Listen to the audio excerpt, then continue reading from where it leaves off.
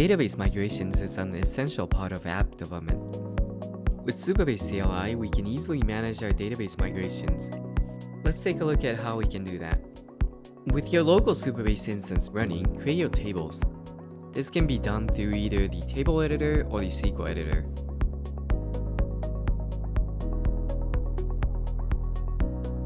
Once we're happy with how our database schema looks, we can create the migration file. We'll do it by running the Supabase DB diff command.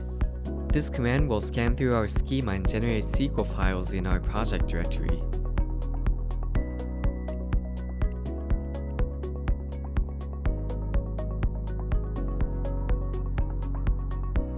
With these migration files in place, when we run Supabase start the next time, we'll see the same database schema in our local environment. We can also add some seed data in our c.sql file.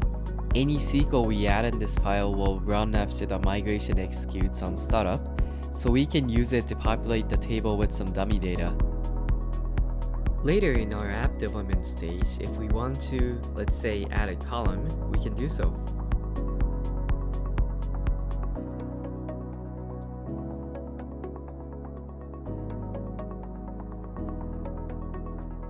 Since we changed our database schema, we can run the diff command again to generate another migration file to take care of this newly introduced column.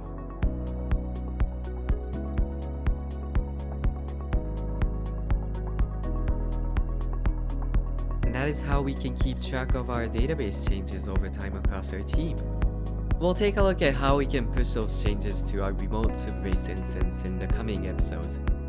Head over to supabase.com to learn more about Supabase CLI and a whole lot more about Supabase.